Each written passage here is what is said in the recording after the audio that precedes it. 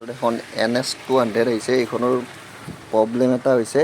প্ৰব্লেমটো এয়া যে মানে হিট হোৱাৰ পিছতো ৰেডিঅ'টোৰ ফেনখন নুঘূৰে।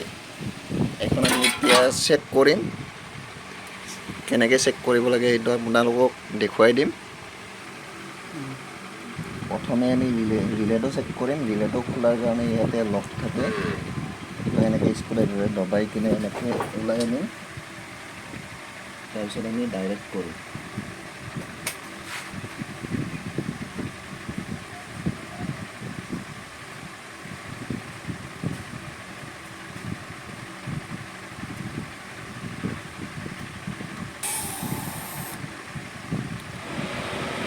চাব পাৰে ৰেডিঅ'টোৰ ফেনৰ চাউণ্ড শুনিছে চাগে আপোনালোকে,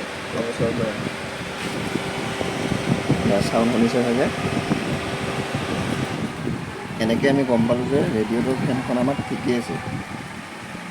এতিয়া আমি চেক কৰিম ৰিলে ঠিকে আছে নে নাই।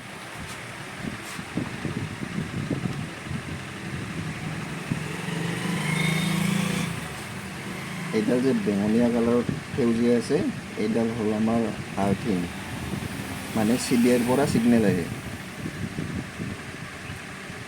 বডি আৰ্থিং এইডাল আমি এতিয়া লগাই দিম। যিকোনো বডিৰ নাট এটাত লগাই দিলে হ'ল। তাৰপিছত এতিয়া আমি চাবি অন কৰিম।